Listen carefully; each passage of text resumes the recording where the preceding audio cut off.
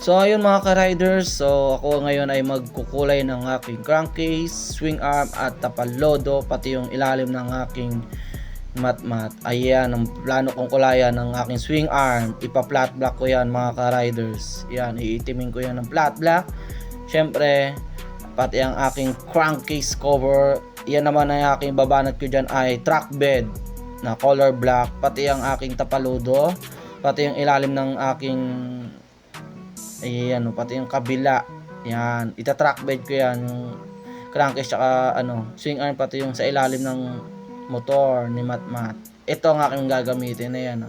Ang track bed samurai. Baka naman dyan yan sa crankcase. Yan plano ko, pati yung sa helmet. Ayan, so pati itong flat black. Yan, flat black naman sa ating swing arm.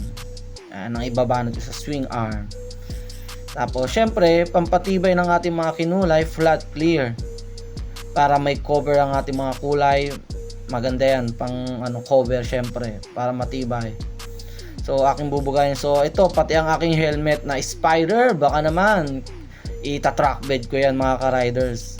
So, ako nagre-ready na, inuunti-unti ko ng baklasin ng mga tornilyo na yan. Unti-unti natin yan, then papakita sa inyo paano ko magliha. Yan inunti-unti ko na. So isusunod ko na ang crankcase ng mga tornilyo. Ayan mga ka-riders. So ipapakita ko sa inyo kapag natanggal ko na siya. So ayan, ang plano ko na ito na. So ayan mga ka-riders, natanggal ko na. Yan nyo, hihilahin ko na dahil inunti-unti natanggal ko na yung mga tornilyo ng crankcase. Ayan para maganda ang aking pagkakapintura mga ka-rider sa aking crankcase, para hindi yung wala yung tuklap-tuklap. Mas maganda talagang tanggalin yung crank para pag binuga mo ng track bed, walang problema. Tapos yan, lilinisan lang natin yung loob para hindi dumikit yung mga oil pag nagbuga ka na.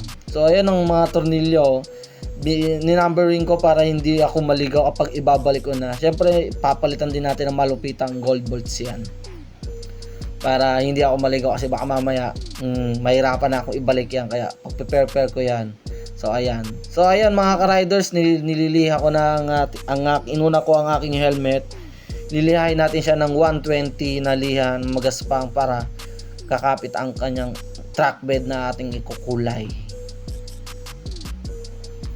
So ayan, ito yan, tapos ko na nga palang lihain yung mga dapat lihain kay Matmat. Ayan, ang crankcase, ang swing arm, pati yung ilalim, pati yung helmet. Yan, bubugahan na natin siya ng track bed. Pero yung helmet, paprimeran ko ng white yan. Ayan, niready ko na rin yung dalawa. So, magbubuga na tayo mga ka-riders. Ayan ready na talaga, nakatape na. Yung gilid, pati yung ilalim, pati yung swing arm. So, ayan, papakita sa inyo paano ako magbuga. Ayan kita nyo ba yan? Pinas forward ko para makita nyo. Ayun, pinrimer ko ng white. Tapos yan, banat, kulay. Tapos yan, trackbed ko na yung helmet. Pati ito sa kabila. First coating and second coating lang ang gagawin natin dyan. Tapos yan, sa ilalim, flat black. Tapos yan, flat black. Yan, pati yung swing, yung tawag dito, yung tapalodo ko. Pinrimer ko rin ng white para kumapit yung pagka-black. So, ayan. Tamang buga lang tayo, mga ka-riders. Buga-buga lang para popogi ang ating Matmat na yan. Samurai, baka naman.